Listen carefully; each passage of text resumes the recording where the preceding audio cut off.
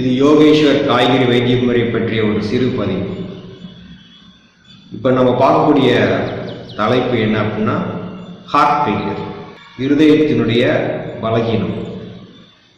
இருதயம் என்பது மிக முக்கியமான உறுப்புன்னு எல்லாருக்கும் தெரியும். ஆனால் அந்த இருதயத்திற்கு என்ன தேவை அப்படிங்கிறது நமக்கு நிறைய பேருக்கு தெரியாது. துவர்ப்பு சத்து என்பது இருதயத்துக்கு மிக மிக மிக மிக அவசியம். ஸோ அந்த துவர்ப்பு சத்து இன்றி இருதயம் இயங்குவது மிக மிக கடுமையானது. நம்ம துவர்ப்பு சத்து அப்படிங்கும் பொழுது நவாப்பழம், கொய்யாப்பழம், ஆவாரம்பூ இப்படி நமக்கு நிறைய நினைவு வரும். ஆனால் ஒரிஜினலான மிக உயர்ந்த துவர்ப்பு என்பது வாழைக்காய். வாழைக்காயில் துவர்ப்பு சத்து மிக அபரிதமாக உள்ளது. அதோடைய பலனும் மிகவும் பிரம்மாண்டமானது. கார்டியோவாஸ்குலர் டிசீசஸ், இருதயம் மற்றும் இரத்த நாளங்களுக்கு மிக அருமையான ஒரு அருமருந்து தான் வாழைக்காய். வாழைக்காய தோலோட, அதாவது முழு வாழைக்காய தோலோட நம்ம அன்றாடம் கிடைக்கக்கூடிய மந்தன்காய், மளிகை கடையில் கிடைக்கும் அந்த வாழைக்காயை தோலோட சிறு சிறு துண்டுகளாக லேசாக சன்னமாக நறுக்கி வட்ட வட்டமாக அதைய தேன் அல்லது தேங்காய் எண்ணெயோட தொட்டு நல்லா மென்று சாப்பிடும். இது மாதிரி சாப்பிட்டு வர்றப்போ ஹார்ட்டுடைய ஃபங்க்ஷன் 20% 30% இருந்திருந்தா ஒரு 10 நாளில் பார்த்தீங்கன்னா அது 60-70 உயரும். இதற்கு மேலே ஒரு வைத்தியம் உலகத்தில் கிடையாது. ஸோ வாழைக்காய் நம்மளை வாழ வைக்கும், முக்கியமாக இருதயத்தை வாழ வைக்கும். வாழைக்காயை இருக்கிற வரைக்கும் நமக்கு ஹார்ட் சம்மந்தப்பட்ட எந்த கவலையும் நமக்கு வேணாம். ஹார்ட் மகிழ்ச்சியாக இருக்கும். உங்கள் உடம்புலையும் மனதிலையும் சோர்வு ஏற்படும் பொழுது கூட இந்த வாழைக்காயை மென்று சாப்பிட்றப்ப மனதளவில் இருக்கக்கூடிய ஸ்ட்ரெஸ், மன இறுக்கம் கூட நீங்கும். இருதயத்துக்கு மிக நல்லது. இப்போ நம்ம பார்க்கக்கூடிய விஷயம் என்ன அப்படின்னா ட்ரை காஃப், வறட்டு இருமல். இந்த வறட்டு இருமல் ஏன் ஏற்படுகிறது? உடம்புல ஈரப்பதம் குறையும் பொழுது வறட்சி ஏற்படும். அதனால் ஏற்படுவது தான் வறட்டு இருமல். சரி, ஈரப்பதம் குறைவதற்கு காரணம் என்ன அப்படின்னு பார்க்குறப்போ உடம்புல சளி சவ்வு படலம், மியூக்கஸ் மெம்பரேன் இருக்கு. அதுதான் உடம்புல ஈரப்பதத்தை எப்பொழுதுமே பாதுகாக்கக்கூடிய விஷயமா இருக்குது. அந்த தன்மை குறையும் பொழுது வறட்டு இருமல் ஏற்படும். ஈரப்பதத்தை தக்க வைப்பதற்கும் சமநிலைப்படுத்துவதற்கும் என்ன செய்யலாம் அப்படின்னு பார்க்குறப்போ எப்பயுமே உடம்புல அந்த தன்மையை நிலைநிறுத்துவதற்காக இறைவன் படைத்தது தான் வெண்டைக்காய். ஸோ வெண்டைக்காய் ஒரு 10 நிமிஷம் வெந்நீரில் ஊற போட்டுட்டு, வேக வைக்கக்கூடாது, ஊற போட்டுட்டு சும்மா கழித்து அப்படியே பச்சையாக மென்று உமிழ்நீரோடு கலந்து காலை, பிற்பகல், இரவு 3 நேரம் சாப்பிட்டாங்க அப்படின்னா கட்டாயம் வறட்டு இருமலானது மிகவும் வேகமாக, மிகவும் துரிதமான முறையில் குணமாகும்.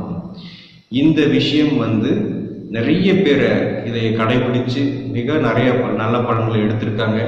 நீங்களும் அது மாதிரி சாப்பிட்டு இந்த வறட்டு இருமல் விடுபடணும் என்பதுதான் யோகேஸ்வர் காய்கறி வைத்தியமுறை பற்றிய ஒரு நல்ல எண்ணம். இப்போ நம்ம பார்க்கக்கூடிய விஷயம் கேஸ்ட்ரிக் அல்சர், அதாவது வயிற்றுப்புண். வயிற்றுப்புண் என்பது உடலில் இருக்கக்கூடிய ஒரு சிறு புண், வயிற்றில் இருக்கக்கூடிய புண்.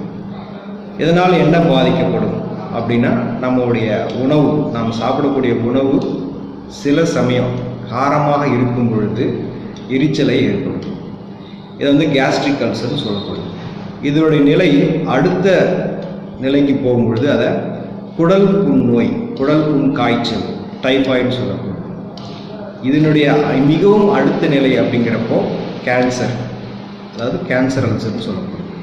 ஸோ இது போன்ற உடம்புல இருக்கக்கூடிய பலவிதமான வயிற்று சார்ந்த பல இடத்துல இருக்கக்கூடிய ரணங்களை, புண்ணை ஆற்றுவதற்கு ஒரு மிகச்சிறந்த நிவாரணம் வெண்பூசணிக்காய். ஸோ வெண்பூசணிக்காயை அதோடைய விதை, தோல், சதை அனைத்தையும் சேர்த்து நல்லா அரைச்சு வடித்து மிளகு உப்பு போட்டு குடிக்கிறப்போ, தினந்தோறும் காலை மாலை 2 முறை எடுக்கிறப்போ எப்பேற்பட்ட அல்சராக இருந்தாலும் குணமாகும். இதை நம்ம ரெகுலராக வாழ்க்கையில் பயன்படுத்துகிறப்போ எதிர்காலத்தில் வரக்கூடிய மிகப்பெரிய கடுமையான நோய்களிலிருந்து நம்ம காப்பாற்றிக்கலாம். ஸோ ஸோ இந்த தகவலை அறிஞ்சு இதை பயன்படுத்தி பலன் பெறுங்க. இந்த கொலஸ்ட்ராலை எப்படி கட்டுப்படுத்துவது, கொழுப்பு வந்து சமமாக வைத்துக் கொள்வதற்கு என்ன விதி அப்படின்னு பார்க்கணும். உடம்புல வந்து கொழுப்பை உள்வாங்கி அந்த கொழுப்பை மாற்றி பயன்படுத்தக்கூடிய முக்கியமான ஒரு மண்டலம் எதுனா தோல் மண்டலம். ஸோ தோல் மண்டலத்திற்கும் கொழுப்புக்கும் நேரடியாக சம்பந்தம் உண்டு. இந்த கொழுப்பை உடம்புல வந்து சரியான விதத்தில் பயன்படுத்தலை அப்படின்னா அது வந்து சளியாக மாறலாம், தோல் நோயாகவும் மாறலாம். அப்படி இந்த 2-3 விஷயத்தை முக்கியமாக கொழுப்பு, தோல் நோய் மற்றும் இந்த சொரியாசிஸ் சொல்லக்கூடிய இது அலர்ஜி, இது எல்லாத்துக்கும் வந்து ஒரு நல்ல தீர்வு என்னன்னா இறைவன் கொடுத்தது தான் வந்து கோவக்காய். கோவக்காய் வந்து தோல் மண்டலத்துக்கு மிக மிக நல்லது. அந்த கோவக்காயை அன்றாடம் காலை, பிற்பகல், மாலை 3 நேரமும் ஒரு 6 காய் பச்சையா அப்படியே நல்ல மென்று சாப்பிட்றப்போ கட்டாயம் வந்து கொழுப்பு, அந்த தேவையில்லாத கெட்ட கொழுப்பு வந்து குறையும். இதை நம்ம அனுபவபூர்வமாக பார்த்துருக்கோம். நிறைய பேர் இதில் பயன்பட்டுருக்காங்க. ஸோ இந்த கொலஸ்ட்ரால் சொல்லக்கூடிய விஷயத்தை நம்ம கட்டுப்பாடாக வச்சுக்கணும்னா இந்த காயை பயன்படுத்தணும். முக்கியமாக நார்ச்சத்து இல்லாத உணவுகளை கொஞ்சம் குறைச்சிக்கணும் அல்லது தவிர்த்துக்கணும். அசைவ உணவுகள் முக்கியமாக குறைச்சிட்டோம் அப்படின்னா ஆட்டோமேட்டிக்காக இந்த கொலஸ்ட்ரால் வந்து கட்டுப்படும். இப்போ நம்ம பார்க்கக்கூடிய பதிவு என்ன அப்படின்னா வந்து சர்க்கரை நோய். நிறைய பேர் இதை பற்றி நம்ம கேள்விப்பட்டிருக்கிறோம், இல்லை கேள்விப்பட்டு நிறைய பேர் பாதிக்கப்பட்டிருக்கிறோம். இந்த சர்க்கரை நோய் எதனால் வருதுன்னு நிறைய பேருக்கு தெரியாது. உடம்புல வந்து நிணநீர் மண்டலம்னு ஒரு மண்டலம் இருக்கு. அந்த நிணநீரினுடைய மண்டலம் என்ன வேலை அப்படின்னா நம்மளுடைய நோய் எதிர்ப்பு திறனை வந்து அதிகரிக்கக்கூடியது, தக்க வைப்பது, பயன்பாட்டில் இருப்பது தான் நிணநீர் மண்டலம். இந்த நிணநீர் மண்டலம் வந்து அதிகப்படியான வேலை சுமை வரும்பொழுது தன்னுடைய ஆற்றல் வந்து குறைய நேரம். ஏன் அந்த மாதிரி ஏற்படுது, ஏன் நிணநீர் மண்டலம் மிக கடுமையாக வேலை செய்யுது அப்படின்னா நமக்கு அந்த போன்ற அந்த நிணநீர் மண்டலத்துக்கு வேலை கொடுக்கக்கூடிய ஒரு பொருளை நம்ம சாப்பிட்றோம். அந்த பொருளை சாப்பிட்றதுனால மொத்த உடம்பும் அலறிக்கொண்டு அந்த வேலையை செய்யும். நாள்பட அந்த மண்டலமானது தோய்வடைந்து பலகீனமாகும். அதற்கு தான் சொல்கிறோம் சர்க்கரை நோய், டயபிட்டிஸ். சரி, அப்படி என்ன நம்ம பொருள் சாப்பிட்றோம் அப்படின்னா நம்ம காலையில், மத்தியானம், இரவு 3 நேரம் சாப்பிடக்கூடிய பொருளில் ஒன்றும் பச்சை மிளகா அல்லது வரமிளகா, இந்த 2ஐயும் போட்டு சமைக்கணும். இது போட்டு சாப்பிட்டா நிச்சயம் சர்க்கரை நோய் வரும். இல்லையே எங்களுக்கு சர்க்கரை நோயே வரலையே அப்படின்னா கவலைப்படாதீங்க, உங்களுக்கு வேற ஏதாவது ஒரு நோய் வரும். அதிகப்படியான வாய்ப்புகள் சர்க்கரை நோய் வருவதற்கு வாய்ப்புகள் உண்டு. ஸோ இந்த பச்சை மிளகாயும் வரமிளகாயும் தவிர்த்துட்டு இஞ்சி ஒரு 1/4 கிலோ அரைச்சி ஜூஸ் பண்ணி ஒரு பேஸ்ட் போல் வச்சுக்கணும். அந்த இதை வந்து சட்னி, சாம்பார், குருமா, சேமியா, உப்புமா எல்லாத்துலேயும் வந்து காரத்திற்கு இஞ்சி சாறு, இஞ்சி பேஸ்ட்டை நீங்கள் வந்து பயன்படுத்துகிறப்ப அதே பச்சை மிளகாய் சுவை வந்துடும். உடம்புக்கு எந்த கெடுதலும் கிடையாது. சரி, அது போக இதுக்கு ஒரு நல்ல காய் சொல்லலாம் அப்படின்னா பீர்க்கங்காய். பீர்க்கங்காய் தோலோட சிறு சிறு துண்டுகளாக மிக்சியில் போட்டு கூட எலுமிச்சம்பழம் முழு தோலோடு போட்டு அரைச்சி வடித்து குடிக்கலாம். ஸோ இது போல் எடுக்கிறப்போ பச்சை மிளகாய் தவிர்த்து பீர்க்கங்காய் ஜூஸ் எடுக்கிறப்போ தானாகவே சுகர் வந்து கட்டுப்படாது, குணமாகும். ஸோ நம்ம குணப்படுத்துகிற வேலையை தான் பார்க்குறோம். நம்ம இந்த இஞ்சியும் மிளகும் பயன்படுத்திட்டு இருந்தோம் அப்படின்னா மொத்த மருத்துவ உலகம் முடிஞ்சிடும். ஸோ அந்த அளவுக்கு இந்த இஞ்சி மிளகுல மிகப்பெரிய ஆற்றல் இருக்குது. இதை கொஞ்சம் புரிஞ்சுக்கிட்டு உங்களுடைய உணவு முறை, சமைக்கக்கூடிய முறையை தயவுசெய்து மாற்றிக்கோங்க. இப்போ நம்ம பார்க்கக்கூடிய தலைப்பு என்ன அப்படின்னா வந்து ஹேர் ஃபால், முடி கொட்டுறது. இது ஒரு மிகப்பெரிய பிரச்சனை, முக்கியமாக பெண்களுக்கு. எப்படி முடி கொட்டுவதை சரி பண்ணுறது அப்படின்றது பிரச்சனையாக தான் இருக்குது. ஏன் முடி கொட்டுதுன்னு முதல்ல நம்ம புரிஞ்சுக்கணும்.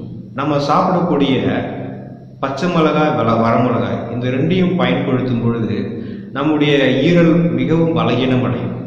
பலகீனமடைந்த ஈரலால் நம்மளுடைய உணவில் இருக்கக்கூடிய புரோட்டீன், ஃபேட்டை வந்து சரியாக உறிந்து அதை பயன்படுத்தக்கூடிய ஆற்றலை வந்து இழக்க நேரிடும். அப்படி இழக்கும் பொழுது உடம்புல நிறைய இடத்துல வந்து பல தடுமாற்றங்கள் ஏற்படும். முக்கியமாக அது வந்து முடியில் வந்து நமக்கு தெரியும். அதான் வந்து ஹேர் ஃபால்னு சொல்கிறோம். ஸோ ஹேர் ஃபாலுக்கு முதல் விஷயம் என்னென்னா இந்த மிளகாயை பயன்படுத்த நிறுத்தணும். பச்சை மிளகாய் வரமிளகாய் நிறுத்திட்டு அதுக்கு அடுத்தது வந்து பார்த்தோம் அப்படின்னா பீர்க்கங்காயை வந்து தோலோட மற்றும் எலுமிச்சம் முழு பழத்தையும் தோலோட அரைச்சு வடித்து அதில் மஞ்சள் உப்பு போட்டு குடிக்கணும். இன்னொரு நேரம் வந்து வெள்ளை பூசணிக்காய், அதையும் இதே மாதிரி தோல் சதை விதையோட மிக்சியில் அரைச்சி வடித்து அதில் மிளகு உப்பு போட்டு குடிக்கணும். இது ஒரு நேரம் அது ஒரு நேரம் எடுத்துகிட்டு வரணும்.